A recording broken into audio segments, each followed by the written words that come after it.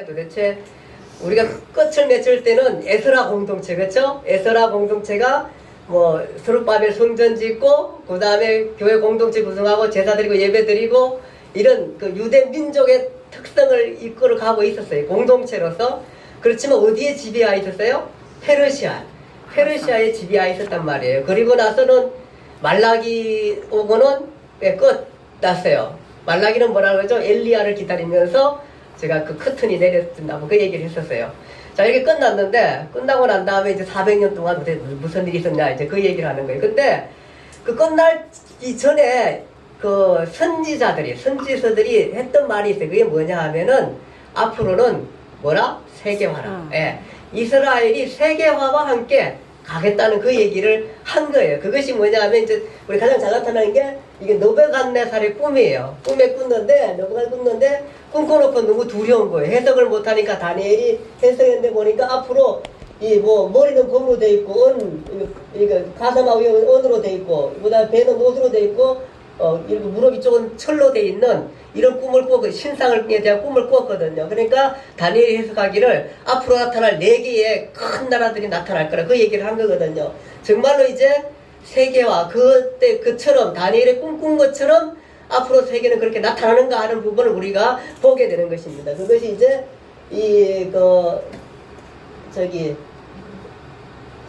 첫 번째 나라가 이제 바벨론입니다. 바벨론 나라가 나타나는 게 우리가 보게 됩니다. 그 부분 우리가 좀 배워볼게요. 자, 이렇게 해서 이제 정말로 바벨론의 포로를 잡혀가가지고 70년 동안 바벨론 포로 생활을 하잖아요. 하면서도 이것이 이제 바벨론 제국이고, 그 다음에 두 번째 나라가 바벨론이 이제 페르시아한테 먹히게 됩니다. 그래서 이것이 페르시아의 왕국이 됩니다. 그래서 나라는 바벨론, 페르시아의 지배를 받게 되고, 그 다음에 이제 페르시아 다음에는 뭘까요? 로마. 예, 헬라적입니다. 헬라 하면은 우리가 알던 그리스. 예, 그리스 생각하면 되고, 한 사람 꼭 기억해야 되는 게 누구냐 하면은 알렉산더. 그 유명한 알렉산더. 설민이 예, 기억하죠? 알렉산더. 다른 거 몰라도 알렉산더 대왕을 기억해야 돼. 알렉산더. 이 사람이 천하를 다 통일했어요. 그래서 헬라를 모든 나라들로 하여금 헬라화를 시켰어요. 시켜가고 있을 때에 근데 이 사람이 불행하게도 33세에 죽어요. 그것이 언제냐면 BC 323년이에요. 그러니까 BC 323년이라는 것은 예수님 오시기 전 323년 그러니까 400년 그 공간 안에 있는 지역이에요. 그게 이제 그래서 알렉산더가 죽어요. 죽음의 원인에 대해서는 뭐 여러 가지 말이 많기도 했지만 뭐라 그랬죠 지난번에 어쨌든 뭐 그런 그 전염병에서 죽었다 그 얘기를 많이 하게 됩니다. 자 이렇게 해서 알렉산더가 죽고 난 다음에 이제 그 유대는 또 헬라의 지배 다음에 어디냐 하면은 이 알렉산더의 부하 두 사람이 나라를 나누어서 다스리게 돼요. 그게 뭐냐 하면은 프톨레미 왕조와 그 다음에 셀루커스 왕조 이 두 왕조 먼저는 뭐냐 하면은 프톨레미 왕조가 이 나라를 다스리게 돼요. 이 사람은 둘 다 알렉산더가 일찍 죽음으로 말미암아 일찍 33세의 젊은이 예 위혜성 전사님이 지금 몇 살 됐어요? 26. 예. 위혜성 전사님은 조금 더 많은데 예.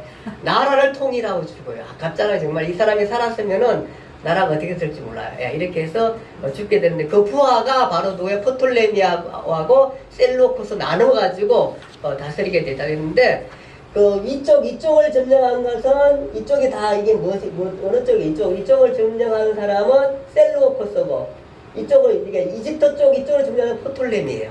네. 근데 먼저는 뭐냐? 프톨레미가 여기 중간에가 여기가 저기잖아요. 이스라엘이잖아요. 이스라엘. 예, 유대 땅이잖아요. 그러니까 요 프톨레미가 먼저 유대 땅을 갖게 돼요. 이때가 이제 프톨레미가 유대가 먼저 지배하게 돼요. 그때에 그 프톨레미가 유대를 지배하고 많은 사람들을 여기 이집트로 끌고 가요. 이집트로. 이쪽 밑으로 이제 끌고 가게 돼요. 많은 사람을 끌고 가게 되는데 그때에 이제 그 유대 공동체가 이집트에도 생기고 나중에는 한 100만 명 100만 명 그 이상의 사람들이 그 이집트에 굉장히 많은 사람들이 유대인들이 살게 되었던 거예요. 그때에 이제 그 중요한 게 하나가 뭐냐 하면은 그 70인경이라는 히브리어, 이때까지 성경이 히브리어였는데 히브리어를 헬라어로 번역하게 돼요. 헬라어로. 이때가 벌써 프톨레미 왕 때가 벌써 한 300년 정도 되겠죠. 그래가지고 그때에 벌써 히브리어를 헬라어로 번역한 성경이 나오게 돼요. 이것이 최초의 히브리어 헬라어 번역 성경이 돼요. 이것은 각 지파에 6명씩 해가지고 72명이 번역하는데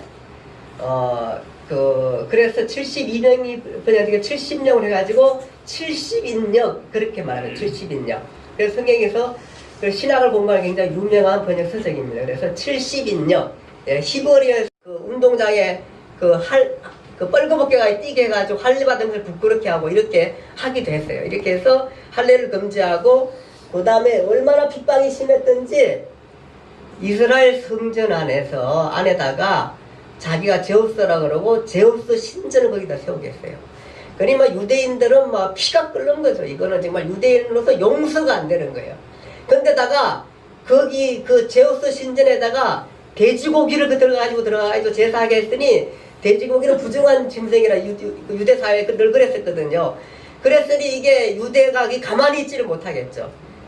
그래서 일어난 게 뭐냐 하면은 마카비 운동이에요. 그래서 셀루오코스 4세 이후에 다시 왕조는 이제 나라를 일시적으로 한 100여 년 동안 독립을 하게 돼요. 그것이 마카비 독립이에요. 그것이 하스모니아 왕조라 그렇게 해요. 그 마따디아라는 사람의 아들 요한, 시몬, 유다, 엘라살, 요나단과 함께 타나베 투항해서 안티오쿠 4세로부터 독립을 해요. 그때가 언제냐면은 166년 예수님 오시기 전에 166년 예수님 오시기 전에 이런 일이 있었구나. 그러니까 이렇게 생각하시면 돼요. 166년에 통일을 하고 그 다음에 165년 이 유대인들이 모두 모여가지고 예루살렘 성전을 깨끗이 하고 그 다음에 이것을 명절로 정해서 수전절이라 그렇게 지키게 돼요. 그래서 수전절을 지키게 되고 자 이렇게 해서 굉장히 이 지금 하스모니아 왕조 독립왕조의 드디어 나라가 독립을 했어요. 그러니까 이때까지는 뭐 바벨론, 페르시아 지금 포톨레미, 셀루코스 지배를 받다가 드디어 독립을 한 거예요. 독립을. 그러니까 이 셀루코스 에피파네스가 너무 핍박을 심하게 하니까 유대가 그냥 반란을 일으켜가지고 독립을 한 거예요. 이 독립기간 동안에 유대교가 아주 똘똘 뭉치게 돼요. 그래서 신약시대에 이게 배경이 되는 거예요. 왜 유대 사람들이 이렇게 예수님과 유대교하고도 굉장히 많이 트러블이 있잖아요. 그 강력한 똘똘 뭉치는 게 이때 벌써 마카비 때 이때 많이 형성이 되는 것을 우리가 보게 돼요. 자 어쨌든 간에 이렇게 해서 있는데 나중에는 이 왕조가 어디까지 가냐면은 제가 좀 볼게요. 로마 다음에 여기 이게 에돔까지 점령하게 돼. 이 마카비 왕국가 굉장히 커요. 에돔은 누구냐면은 에서가 누구죠? 누구의 아들이에요? 아브라함? 야곱? 아니죠. 누구의 아들이에요? 야곱하고 에서는 형제죠. 야곱하고 에서가 형제잖아. 이삭이야. 그 에서의 그 후손이 사실은 정통 유대 후손이 아니잖아요. 떨어졌잖아요. 에서는요. 그 에서의 후손이 바로 이 에돔 족속.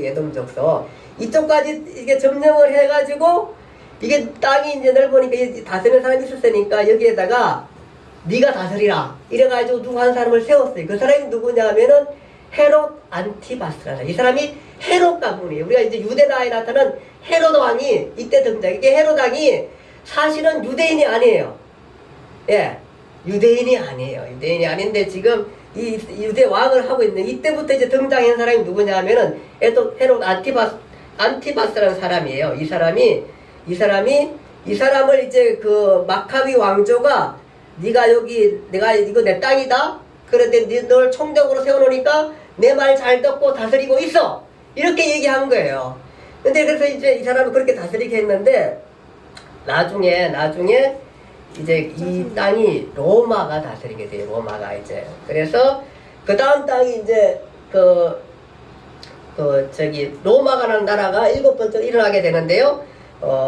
한 BC 270년경에 이탈리아 반도를 통일해서 그 통일하면서 많은 노예들을 잡아요. 많은 노예들을 잡아와가지고 그 노예들로 뭐 경기운동 시키고 이것이 뭐냐면은 누구죠? 그 노예란 영어 단어 글래디에이터.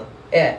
맞죠? 글래디에이터. 예. 그 저기 그 저기 예. 그 금노들 예. 노예들을 잡아와가지고 그렇게 했는데 이 노예들이 반란을 일으켜요. 이 반란을 일으킬 때에 노예 반란을 수습한 사람이 바로 누구냐 하면은 폼페이와 크라수스 이 사람이고 거기다 한 사람도 우리가 잘 아는 시저라는 사람 많이 들었죠? 설명이 시저라는 사람은 들었죠? 시저?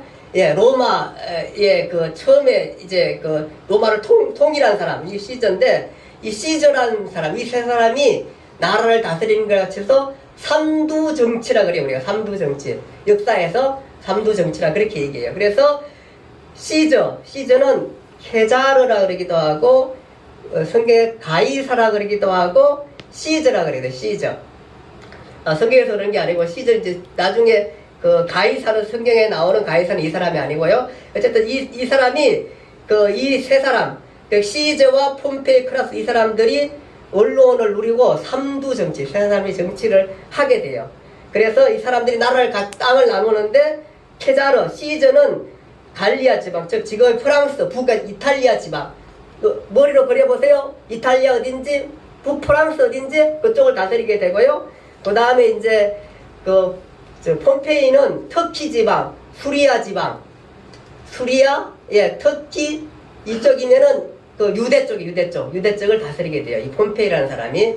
그러니까 지금 로마를 통일하고 난 다음에 그 언론을 누르고 그 다음에 시저, 폼페이, 크라수스 이 사람이 다른데 저 시저는 저쪽에 이탈리아, 프랑스 그쪽 부분을 다스리게 되고 폼페이는 지금 터키 지역이라 그러면은 지금 그 예수님 그 바울이 전도 여행한 곳이 이제 나올 거예요. 잘 기억하세요. 전도 여행한 그쪽 지역이에요. 그쪽 지역. 터키 그쪽 그다음에 수리아족 유대 쪽을 점령하게 돼요.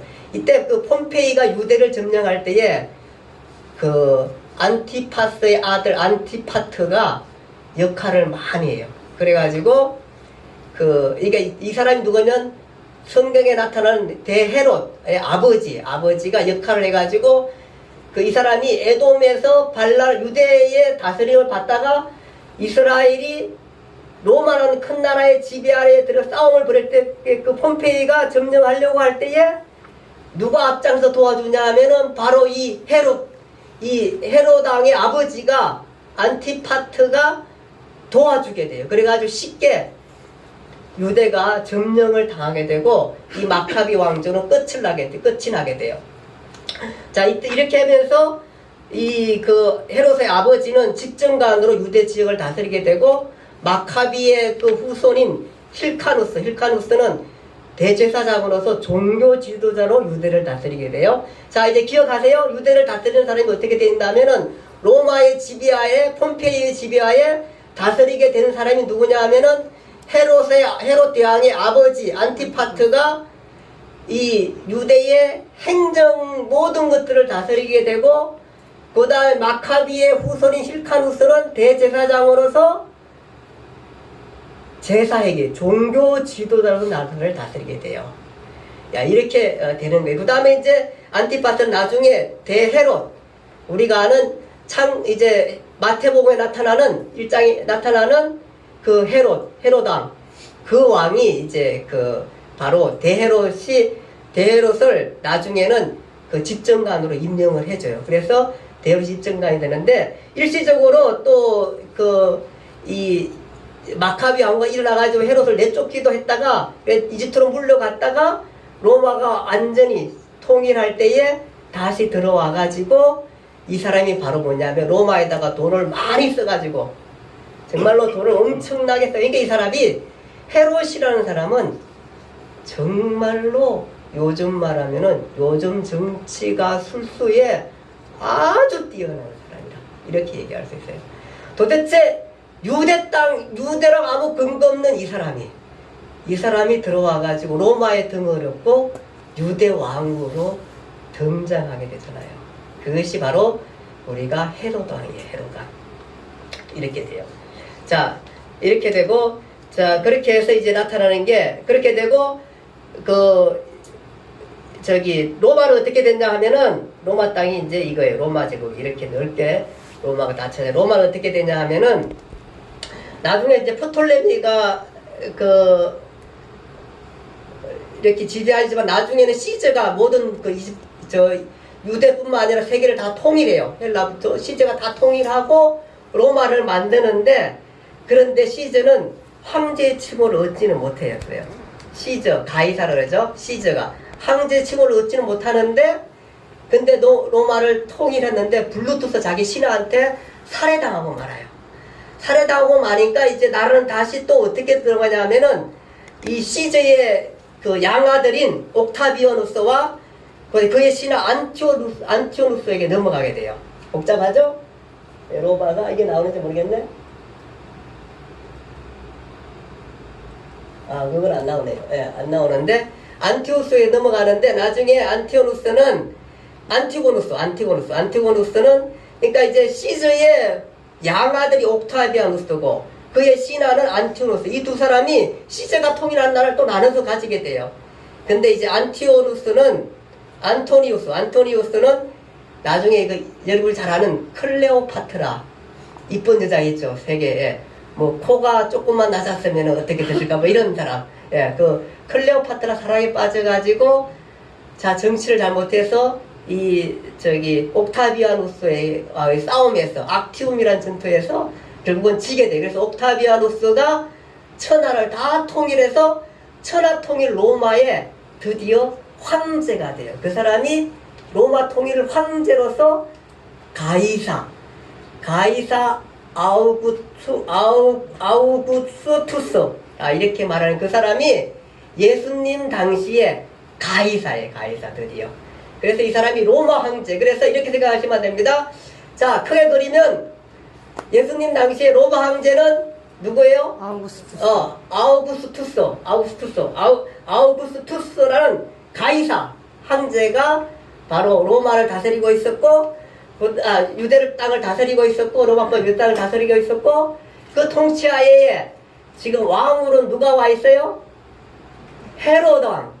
에돔족 속에 있는 헤롯 대왕이 예수님 태어날 때에 헤롯 대왕이라는 사람이 있었어요. 헤로드 왕이 있었고, 그 다음에 거기에 이제 전체를 헤롯 왕이 있었고, 그 다음에 종교 지도자들이 대제사 등이 있었고, 이랬던 거예요. 이렇게 해서 나라가 복잡하게 다스리게 되는 거예요. 자, 이렇게 해서 이제 대헤롯이 탄생하게 되고요. 대헤롯은 바로 BC 37년에서 BC 4년, 예수님 오시기 전 4년인데요. 우리가 석기에 보면 2장에 보면은 예수님께서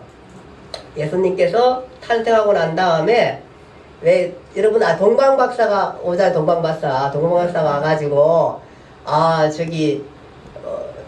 와가지고 왕한테 묻잖아요. 여기에 유대인의 왕으로 나시니 어디입니까? 이렇게 물으니까 헤롯이 생각하니까 이게 기가 차거든요. 자기가 지금 왕인데.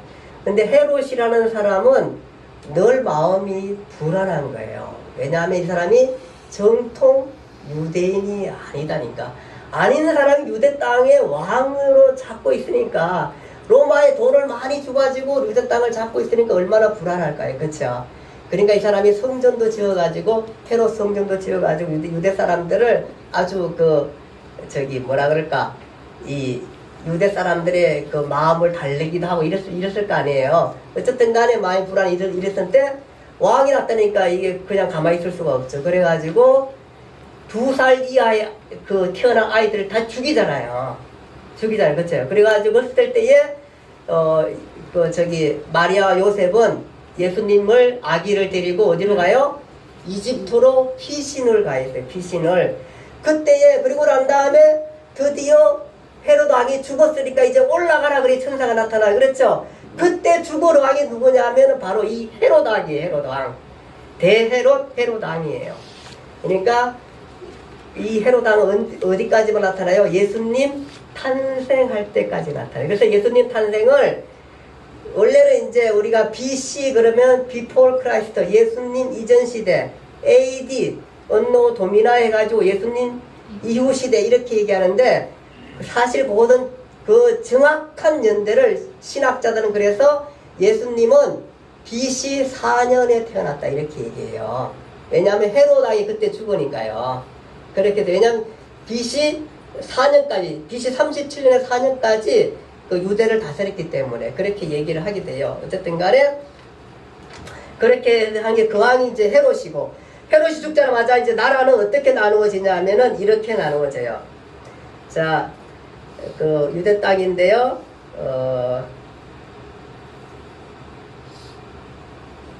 잠시만요. 예.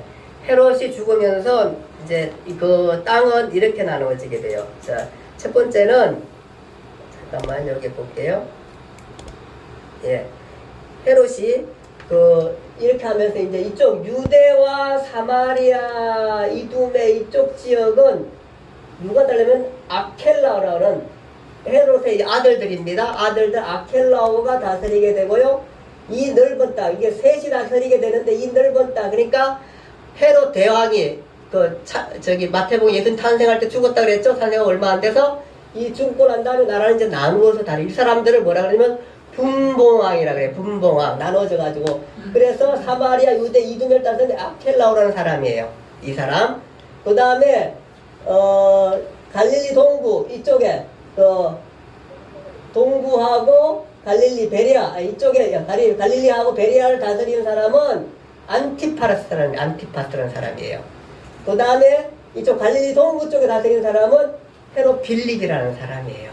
이 사람이 다스리게 돼. 이렇게 다스리게 돼. 나라가 이렇게 나누어서 다스리게 돼요. 자, 이렇게 해서 그 헤롯 가문이 그런 식으로 다스리게 되고요. 근데 이제 그 예수님 그 생애 가운데 가장 많이 나타나는 헤롯은 누구냐 하면은 누굴까요? 우리가 추측할 수 있어요. 예수님이 활동이 주로 어디서 활동을 해요? 예수님의 활동은 어디예요? 갈릴리 지방이에요. 갈릴리 지방. 여기서 거의 공생의 활동을 여기서 거의 다 해요. 예수님이. 그러다 보니까 누가랑 마주치게 돼요? 헤롯 안티파스. 그러니까 헤롯 그러면은 안티파스일 확률이 굉장히 많은 거예요. 예, 예. 근데 왜냐하면은 이쪽 지역을 다스리지만 이 아켈라오는 여기를 다스렸잖아요. 그쵸?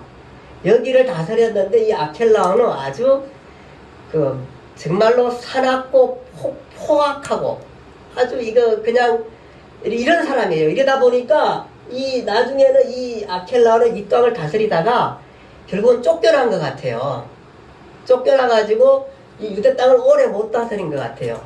그러니까 로마는 나라가 잠깐만 볼게요. 자, 여기 봐요. 로마가 어디예요? 여기에요. 이 나라가 이쪽을 다 통일하고 난 다음에 유대를 동치했으니까 직접 와서 다스리기가 어렵잖아요. 그쵸?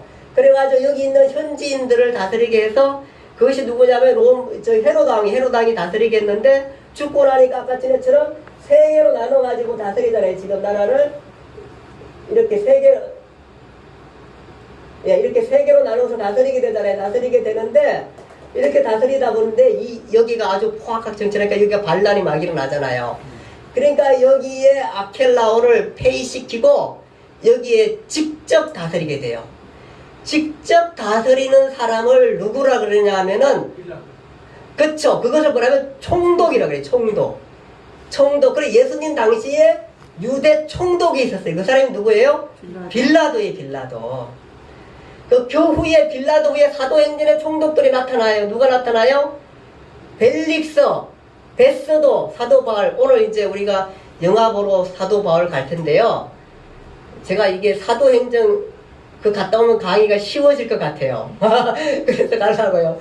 어쨌든 간에 총독이 다스리게 되는데 오늘 우리가 사도신경이잖아요. 예수님께서 누구죠? 빌라도에게 고난을 받으사 이렇게 나오잖아요. 이거 빌라도가 총독이에요. 총독. 직접 다스리는 총독. 왜냐면 이 아켈라오가 아주 악하고 이러니까 반란 잡고 이러니까 통치가 안 되는 거예요. 그러니까 이 사람을 몰아내 뿌리고 직접 와서 통치한 사람이 바로 뭐냐면 빌라도 총독이 총독. 이렇게 해서 다스리게 돼가지고 복잡하죠. 나라가 이제 총독이 있고 그 다음에 이쪽에 안티파스 왕이 있고 이쪽에 필립 왕이 있고 이러잖아요. 이런 세대 속에서 다스리게 되는 거예요. 자, 이렇게 하다가 이제 사도행전에 가면은 뭐 헤롯 아그리빠가 나오고 이렇게 돼. 헤롯 아그리빠 나오는데 잠깐 볼게요. 이거 다 보면 너무 복잡해서 이게 이제 헤롯의 그 가계예요. 나중에는 그 헤롯의 아들이 아리스토플루스에서 나와. 그러니까 분봉왕이 아닌 아그리빠 1세가 여기서 나타나게. 이것이 사도행전 12장에 나타나게 되고요. 그 다음에 이제 이 사람은 그 헤롯 아그리빠 1세, 헤로디아와 뭐 결혼해가 이게 문제가 나오고 이런 부분 나오고요. 그 다음에 아그리빠 2세가 이제 사도행전 25장에 나타난 이 사람이에요. 그러니까 이 헤롯 분부와 아무런 상관없이 헤롯을 이제 다스리게 되는 아그리빠 1세, 아그리빠 2세 이렇게 하게 돼요. 아마 이때는 그 분봉왕이 아니라 이제 나라를 이렇게 아마 이 사람들이 다스리게 된 것 같아요. 이런 식으로 이해하면 되겠습니다. 자, 그 다음에 이제 그 우리가 볼 때 이거 지금 헤롯 대왕 했죠? 분봉왕 했죠? 총독 얘기했죠? 그쵸? 총독이, 그래서 총독이 파견해서 다스리게 되는 겁니다. 그 다음에 이제 사내들인 공회라고 있어요. 지금 사내들인 공회. 이 사람들은 이제 유대의 대표 의결 기관. 요즘 우리나라로 얘기하면 유대의 국회예요, 국회. 최고 의결 기관이에요. 이때 여기는 대제사장들, 서기관들, 바리새파 71명이. 여러분들 보면 이제 이 사람들이 예수님 재판하고 이런 거 나오게 되고. 근데 예수님 재판하고 이러면서 나오게 되는데 사내들인 공회가 재판하잖아요. 우리는 국회의원 숫자가 몇 명이에요? 300. 300명인가요? 예. 어쨌든 맞죠, 확실히? 목사님. 역시 우리 목사 열심히 공부해서 300명. 어쨌든 간에 그런데 여기 봐요. 지금 사내들인 공회는 71명으로 구성됐다 그래요. 그랬는데 나중에 예수님 바울이 빌라도가 뭐라 그러냐면은 예수님 잡아왔었을 때에 빌라도가 요한복음 18장 30절에 예수님을 너희 법대로 재판하라 이렇게 얘기해요. 그 얘기는 너희 법은 뭐냐면 사내들인 공의회의 법대로 너희가 재판하라. 그러니까 유대인들이 뭐라 그러냐면은 유대인이 가로되 우리에게는 사람을 죽일 권한이 없다. 유대법에는 사람을 죽일 권한이 없는 거예요. 오직 죽이려면 무슨 어떤 한 법안이 있는데 뭐냐 하면은 이방인들이 성전에 들어갔을 때 죽이게 돼 있어요. 유대법에는 이방인들 성전 안으로 들어갔을 때에 그거 외에는 죽일 법이 없으니까 예수님은 이방인 아니잖아요. 그러니까 그냥 뭐 했다고 죽일 수가 없는 거예요. 그러니까 죽이려고 하니까 이게 로마법에 와서 당신이 재판해서 죽여달라 그 얘기를 하는 거예요. 왜냐하면은 바로 가이사에게 대적했으니까 당신 나라의 왕한테 대적했는데 왕이라 그랬으니까 죽여달라 그렇게 얘기하잖아요. 근데 가이사가 보기에는 아무런 죽일 게 없다 그랬잖아요. 예수님한테. 그렇게 되는 거예요. 그래서 이 의결기관 이거 이제 공거회라 그러는데 이것은 이제 뭐 옛날에는 왜 성경에 보면은 모세 시대는 100부장, 50부장 이런 것들이 있었고, 이렇게 해가지고 있고, 나중에 신명기라면 이 사람들이 나중에 장로라 이렇게 나타나기도 해요. 그래서 사사시대에는 장로들, 비인들, 방백들 이렇게 부르다가 나중에 이제 와서는 사내들이라는 아주 높은 위치, 우리나라의 국회의원의 위치가 사내들이에요. 그 다음에 이제 사내들 가운데 대제사장, 그 중에서도 그 사내들이 자치세력 최고의 기관인데 반해 한 개인의 유대 최고의 권력자는 누구냐 하면은 바로 대제사장이에요. 이 최고의 권력, 이 사람이 유대 사회의 모든 것을 권력할 거예요. 행정은 누가 해요? 행정은 지금 유대 같은 경우는 어떻게 생각하면은 아켈라고 쫓겨났을 때 이거는 총독이 하겠지만 그다음 헤로드 왕이 하지만 실질적으로 종교가 모든 행위를 하고 있기 때문에 유대 사회는 바로 이 대제사장의 권한이 굉장히 커요. 이 대제사장은 원래 사두개파 사람들이고요.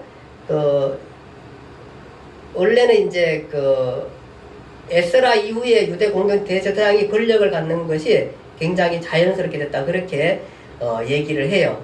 근데 이 대제사장이 나중에는 그 헤롯 가문과 결탁하게 되고, 그 다음에 이 대제사장이 그 로마에다가 똑같이 돈을 많이 주고 이 대제사장의 권력을 사게 돼요. 이게 권력이라는 게 늘 이래요. 우리 사회도 정말 부패한 사회일수록 다 이러잖아요. 이렇게 해가지고 돈 실컷 써가지고 국회의원 되고 난 다음에 돈 실컷 빼잖아요. 그게 부패한 나라, 부패한 지방자치, 그런 게 다 그런 거예요. 그냥 다 높은 사람한테 알량을 해가지고 또 돈 쓰고 또 법 해가지고 해서 하고, 요즘은 이렇게 잘못하면 이제 국회의원들이 선거법에 걸리잖아요. 선거법에 걸리면은 엄청난 변호사 비용을 그냥 자기 재산의 거의 절반을 다 들더라도 변호사를 잘 사야 돼요. 그러니까 모든 것들 다 동원을 해가 최고의 변호사를 사는 거예요. 그러면 얼마 나오냐 하면은 70만 원 나와요. 벌금. 70만 원 나오면은 그것을 유지를 해요. 국회의원. 유지하게 돼요. 100만 원 넘으면. 100만 원 넘으면 잘리게 되잖아요. 그러니까 그렇게 하는 거예요. 이게 아주 나쁜 나라예요. 지금 나쁜 나라예요. 아마 이 걸려있던 사람들 지금 다 그럴 거예요. 다 지금 그 돈 써가지고 다 나오게 되고, 아마 제 속에 있으면은 어떤 한 사람도 아마 지금 그렇게 할 거예요. 뭐 엄청 걸려있으니까 지금 아마 변호사 다 동원할 때 다 동원해가지고 지금 아마 그거 해가지고 최고의 법률사. 우리나라는 또 그게 된다니까요. 이게 안 되는 사회가 정당한 사회인데 그게 된다니까요. 이게 웃기는 사회 아직도 우리가. 이게 바로 누구냐면 이때부터 배운 거 이때부터 다 나와요. 이때도 다 그랬어요. 대제사장이 그 권력을 그거 해가지고 성전에 모든 권한을 다 사잖아요. 제가 말씀드렸듯이 뭐 하물며 양 들이며 양을 파는 권한 다 사가요. 그 다음에 양을 직접적으로 길러 살아요. 이 사람이. 사람 시켜 길러해가지고 자기 돈벌이 다 하잖아요. 다 이렇게 해서 권력 차지하고 다 이렇게 해요. 우리 사회가 그렇게 해요. 그러니까 부패한 대제사장이 그렇게 해서 안나스라는 사람 그러잖아요. 나는 돈을 많이 주고 그걸 샀는데 너는 어떻게 해서 그렇게 했나 이러잖아요. 막 이런 식으로 해서 그 사람 그렇게 사잖아요. 이런 식으로 그 권력을 많이 사게 돼요. 이렇게 사고요. 자, 이렇게 해서 대제사장이 그렇게 되고요. 그 다음에 서기관, 율법사, 이런 그 서기관들이 있어요. 이 사람들이 이제 이 사람들은 그 당시에 이제 그 디아스포라 많이 온 세계에, 아까 제가 말씀드렸지만 이집트에도 100만이 넘는 유대인들이 가 있었고, 그 다음에 한번 생각해 보세요. 이따가 나올 텐데요. 사실은 유대인들이 어디 있었냐면은 바벨론 페르시아에 잡혀가가지고 돌아온 사람도 있지만 그 후손들이 안 돌아오고 그 남아있는 사람들이 있을 거 아니에요. 이 사람들이 다 디아스포라 지역이에요. 이 사람들에게 그 제사는 안 드렸지만은 이 사람들이 철저해가지고 에스라의 그 성경 공부 이후에 회당이 세워지고 성경 공부 운동이 일어나가지고 각 곳마다 성경 공부 가르치는 사람이 누구냐 하면은 바로 서기관, 율법사 이런 사람들이에요. 그래서 이 사람들은 율법을 가르치고 유대인으로서의 정체성을 갖는 교육을 했습니다. 사실 이 운동은 에스라가 했던 일입니다. 에스라의 율법을 쉽게 잘 가르쳐야 하는 문제가 발생했고 서기관, 율법교사, 지혜교사, 랍비가 생겨난 것입니다. 이 사람들은 공적인 자료를 기록하고 필사했던 사람들, 이 사람들 중에는 일부는 사내들이 회원이기도 했습니다. 자, 이렇게 해서 서기관, 율법사, 랍비라고 부르는 사람들이 있었고요. 하기보다 열성적 민족주의 집단입니다. 마카비 활동에 거기 기원을 두고 요세푸스는 강도들 산적이라 불렀습니다.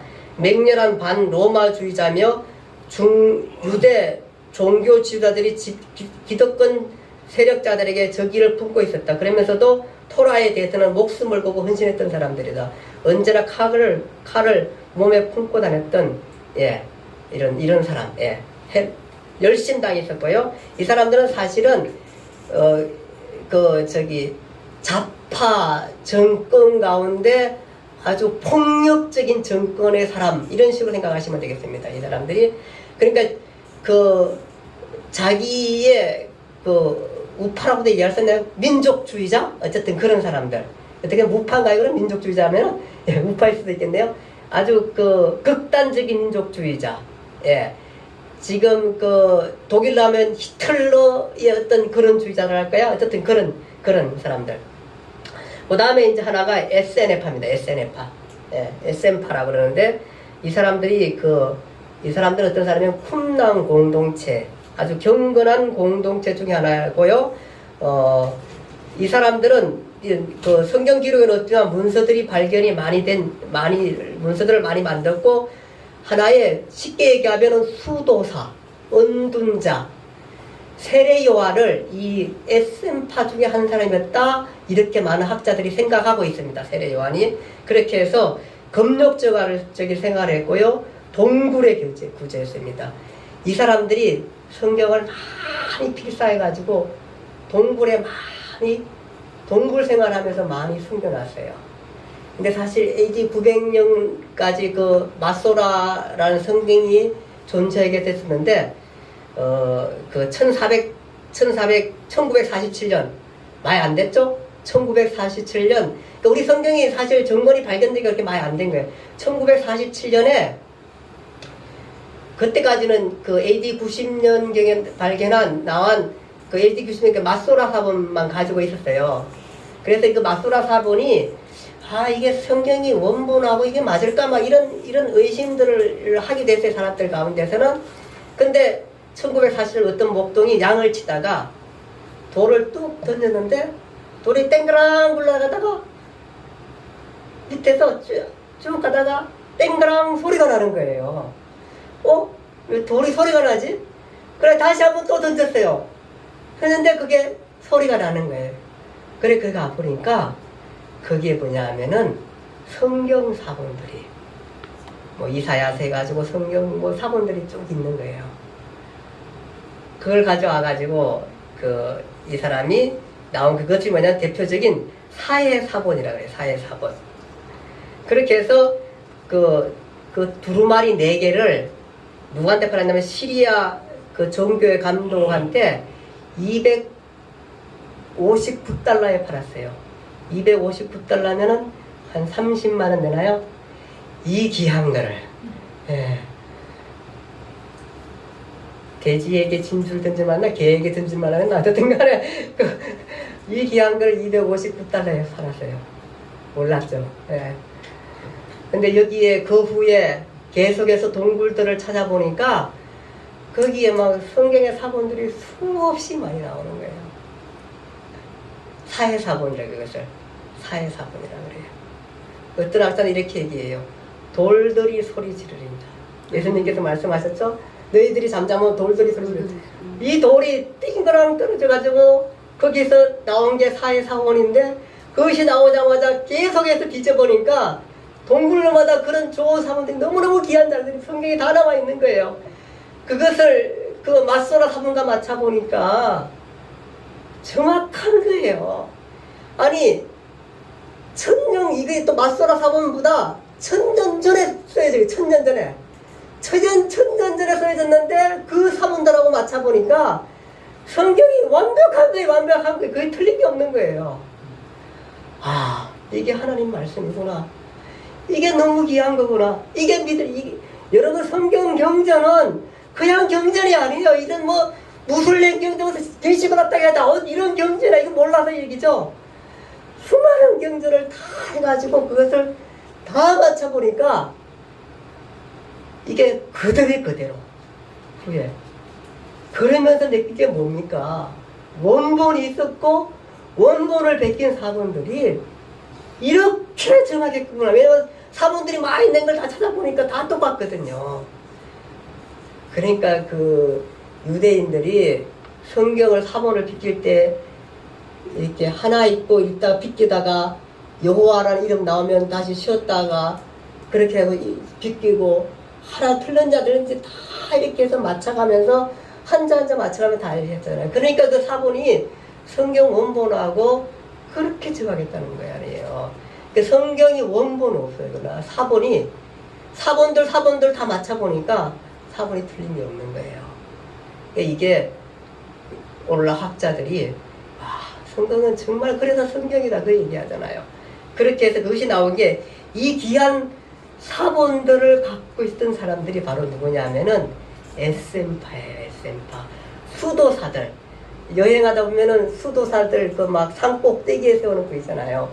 이게 이스라엘 가면 이제 유대 그 동굴 이런 데에서 에센파들이 살았다. 그렇게 얘기하고 있습니다. 그 다음에 이제 신약에 나타날 주인공들 좀 볼게요. 어디에 살고 있었나 부분 좀 보겠습니다. 예. 이제 자 이렇게 해서 거의 400년이 경과하고 난 다음에 나타났던 이제 유대인들은 그럼 어디에 살고 있었나 보니까 여기에 살고 있었어요. 일단은 처음에 우리가 이 부분을 좀 기억해야 돼요. 잠깐만요.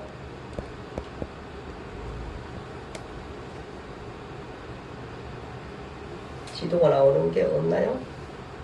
예.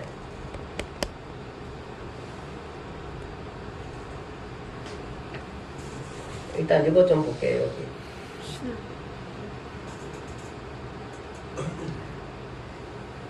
학생문하면 좀 올라가네요. 그냥 이쪽에 이걸로 좀 볼게요. 예, 여기, 이렇게. 자, 이제 유대에서, 유대 땅은 유대와 사마리아와 갈릴리가 유대 본토예요. 유대 본토 땅이에요. 유대 땅 이렇게 생각하시면 되고요. 그 사람들이 이제 일부 와가지고 여기에다가 성전을 짓고 여기서 살았어요. 사마리아 사람들은 또 나름대로 사마리아 공동체를 형성해가지고 살았어요. 유대인들한테 멸시를 받았지만 살았어요. 갈릴리 지방, 유대 지방 이렇게 했어요. 수도는 이 유대에 있겠죠? 예, 유대에 그래서 사내들이나 이런 본부가 다 유대에 있었겠죠. 이렇게 해서 유대에 살았습니다. 이렇게 살고 있었고요. 유대 지역에 살고 있는 후손들, 포로 후손들이 이렇게 살고 있었고요. 갈릴리에도 포로 후손들이 살고 있고, 사마리아에는 그 이방인들과 피가 섞인 북이스라엘 사람들이 여기에 살고 있었어요. 이렇게 살고 있었고요. 그 다음에 팔레스틴 언저리 땅에 살고 있는 사람들이 있어요. 이쪽 뭐냐 하면은 여기에 그 베레아 뭐 이런 이쪽으로 데가볼리 지역 갈릴리 동북쪽 이쪽에 살고 있었고요. 그 다음에 베닉이라는 두로 시돈 쪽에 여기에 털터 살고 있었고요. 이런 나라들이 이제 나오게 됩니다. 성경에 보면 데가볼리, 베니게, 그 다음에 이제 이두메, 어쨌든 그 아까 전에 얘기했죠. 헤롯 왕이 그 출생지 이쪽에 이런 부분들 이렇게 해서 이 사람들 여기에 살고 있었고요. 그 다음에 이제 여기뿐만 아니라 예, 보세요. 이쪽에 그 이라크 이쪽, 이란 이쪽, 그 다음에 여기가 어디냐 하면은 지금의 그 터키 지역에 터키 지역, 요 터키 지역, 이쪽 아시아 터키, 그 다음에 마케도니아 이쪽이 어디죠? 지금의 그리스 지역, 그쵸? 그리스 헬라 지역 이쪽까지, 그 다음에 로마까지도 해가지고 온 유대인들이 이렇게 많이 흩어져 있었어요. 근데 이 유대인들이 흩어져 있는 게 기독교에서는 큰 재산이었어요. 예, 이 사람들이 나중에 폭발적으로 사도 바울이 복음 전도하면서 많이 바뀌게 되잖아요. 이 사람들이 이렇게까지 흩어져 있었던 거예요. 이미 벌써 이렇게 유대인들이 살고 있었다니까요. 이집트가 이쪽 밑에 이집트까지도 외국까지도 이렇게 유대인들이 살고 있었습니다.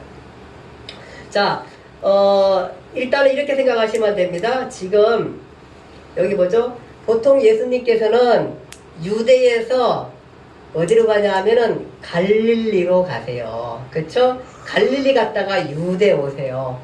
요 거리를 보통은 사흘길이라. 그래서 예수님께서 유대에서 갈릴리로 가셨다 이러면 3일 동안 걸어서 가셨나 보다 이렇게 공간을 생각하시면 되는 거예요. 이렇게 해서 유대, 갈릴리 이렇게 되고요. 예, 자 이제 다 됐습니다. 마지막 정리합니다. 이제 신약 성경을 정리하고 갈게요. 예, 신약 성경. 자, 먼저 요거부터 볼게요. 몇 권일까요? 신약 성경은 3927. 설미나 3927. 예, 39권은 구약 성경. 27권은 신약 성경입니다. 신약 성경인데 여기도 역사서, 서신서, 그 다음에 예언서 나누게 됩니다. 역사서가 몇 권이에요? 5권. 마태, 마가, 누가, 요한, 사도행전까지가 역사서입니다. 역사서.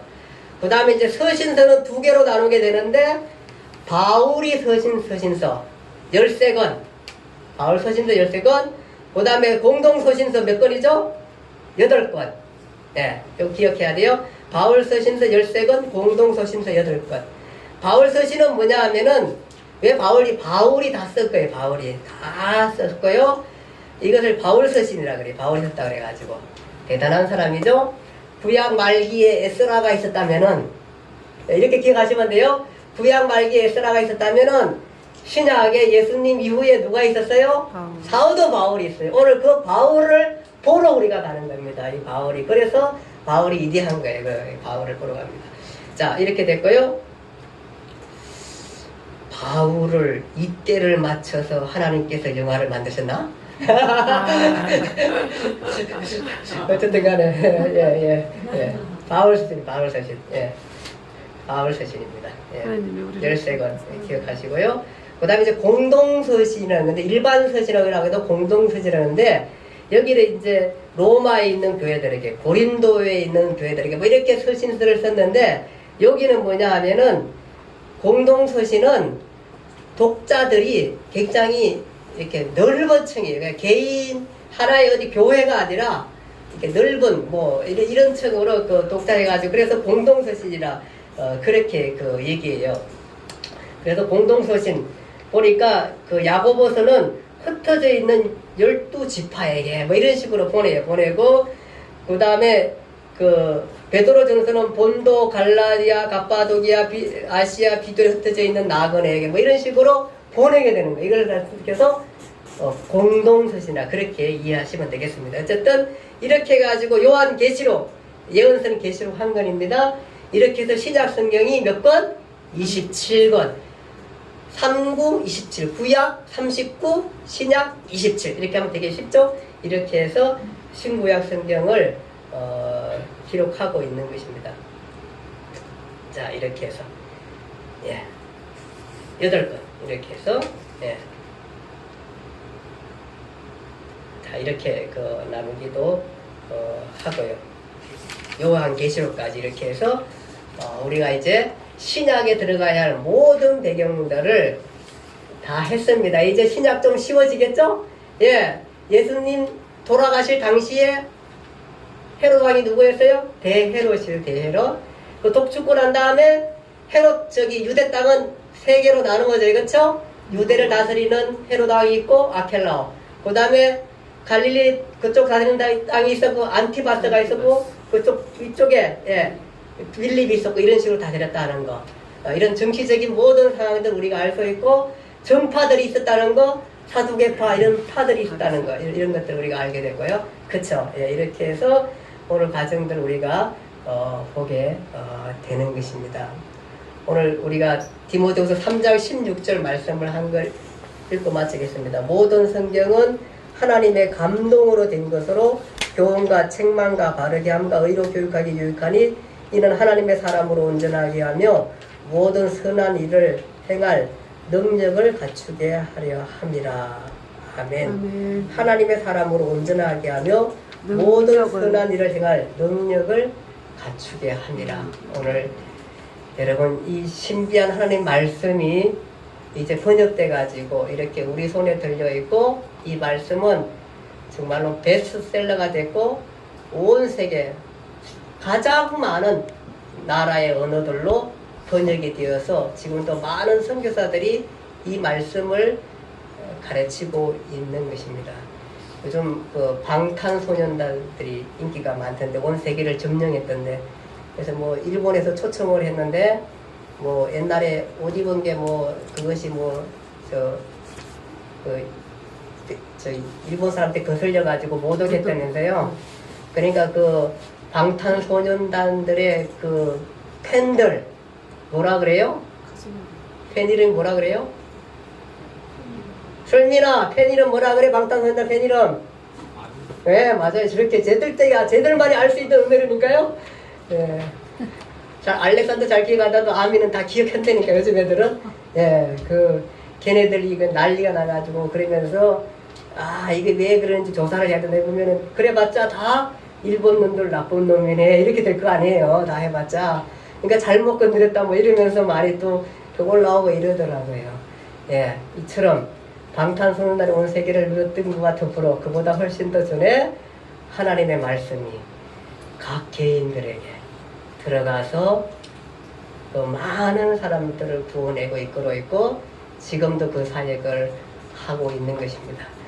저도 더 많이 하나님 앞에 반사 꿈꾸며 이거 신약 성경이 끝나기 전에 우리가 많이 전도해야겠다. 그래서 전도 훈련도 중간에 좀 해야겠다 이런 생각도 들기도 합니다. 이렇게 기도해 주셔서 어쨌든 이 귀한 하나님 말씀을 우리의 사람들에게 전해서 하나님의 사람으로 온전하게 하게 하고 많은 선한 일들을 하기에 그래서 많은 훌륭한 사람들이 그리스도인이 되어서 많은 좋은 일들을 할 수 있게끔 그렇게 기도할 수 있는 여러분과 제가 되기를 간절히 바랍니다. 다음 주부터는 신약 이제 다른 거 쭉 끼고 뭐 이런 거 있는데 한번 교재 참고하시고요. 너무 시간이 많이 가고 우리가 성경을 벌써 누가복음까지 다 읽었어요. 이게 사복음서가 좀 이게 너무 빨리 가면은 예수님 일대기가 가야 되는데 강의가 아직 못 갔어. 그래서 제가 주일날은 좀 쉬었는데 또 너무 쉬면 안 되니까 계속 읽기는 할 텐데 어쨌든 간에 어떤 가기로 하겠습니다. 그래서 읽어 나가는 걸로 그렇게 하고 이제 마태복음 전체를 마태, 마가, 누가, 요한을 한꺼번에 끼면서 예수님의 행적을 끼 나갈 것입니다. 여러분 기도해 주셔서 한꺼번에 읽습니다. 그래서 읽어 나가면서 지금 했던 배경 아래서 성경을 잘 띄고 그렇게 해서 가면은 아주 신약 성경을 충분히 잘 알 수 있고 이미 여러분들은 많이 구약의 배경이 되었고 아마 다음 기회가 돼서 한 번만 더 강의를 하면은 여러분들이 정말로 다시 읽고 한 두세 번만 성경 읽으면은 굉장히 많이 성경을 알 수 있도록 그렇게 생각되어집니다. 신약 성경은 좀 더 쉬우니까 더 잘 그렇게 생각하면서 읽어주시기 바랍니다. 기도하겠습니다. 하나님 아버지 감사합니다. 오늘 성경 말씀 우리 기억하면서 이 말씀이 얼마나 귀한 건지 정말 하나님께서 없어질 뻔했던 이 말씀을 하나님께서 우리에게 주셨고 기적적으로 주셨고 또 이 말씀을 통해서 우리가 또 오늘날 예수님을 믿게 하시고 또 복음을 전하게 할 수 있는 그런 큰 은혜를 주신 것을 감사합니다.